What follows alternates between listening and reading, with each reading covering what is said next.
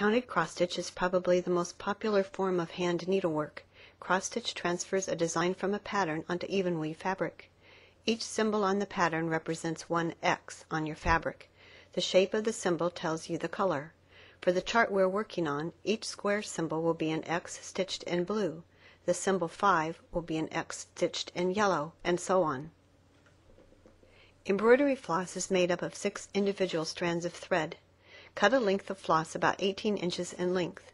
Then pull out individual threads one at a time. This will make your stitches lay neater on your fabric.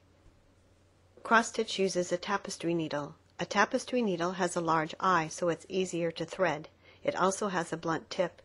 To thread your needle, you can use a needle threader, or you can pinch the thread over the eye of the needle to make it easier to thread. To start stitching, bring the needle up from the back of the fabric, leaving a 1-inch tail on the back. Stitch one diagonal of the X. Stitch over the tail of thread on the back for the first few stitches. Never use knots on the back of your fabric. Continue to stitch just half of the X for the entire row.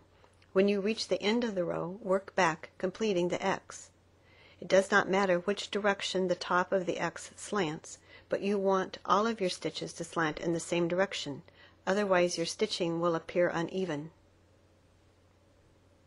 If we were stitching on 14 count Aida, which is a good fabric to begin on, we would use 2 threads. To make it more visible for our video, we are going to use 6 strands of floss on 6 count fabric. The count of the fabric simply means how many stitches there are in 1 inch. Our website has a cross-stitch calculator that will help you determine the number of threads to stitch with and the size of the tapestry needle to use. The store where you purchase your materials will also be happy to help you with this.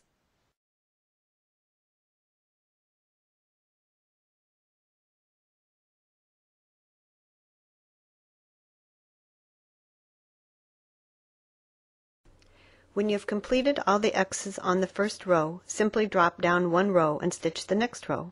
Again, just stitch 1/2 of the X for each stitch on the row, then complete the X on your way back.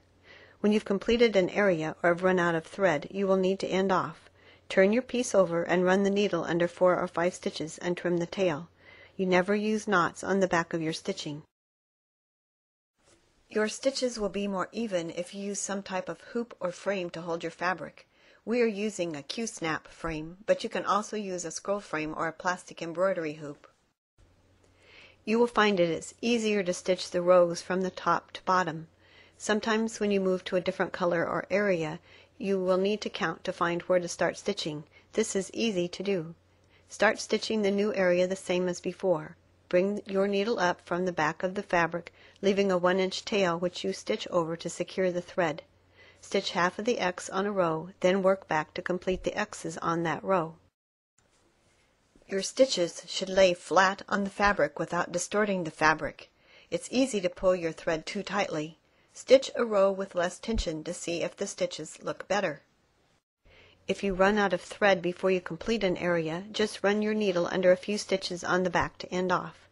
To start stitching again, you don't have to catch the tail like we've shown before.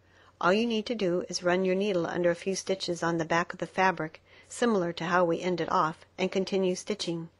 Keeping your stitching neat on the back will help when you try to frame or finish your project. In addition to the regular cross stitch, many designs will call for backstitching. Backstitching is a running stitch used to outline a color or to make lines. Backstitching is always done last. On our design, the strings for the balloons and the words are done in backstitch. Usually backstitching is done with half the strands that you used to make the X's. Start by anchoring your thread as before. When you backstitch, you make a stitch for each time the pattern crosses over an intersection of the grid on the graph.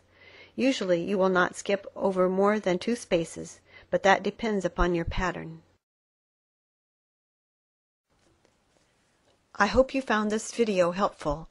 A printed version of this lesson is available on our website. Be sure to visit your local needlework store. They love stitching and will be happy to answer any questions. They can also help you find that perfect project to get started stitching.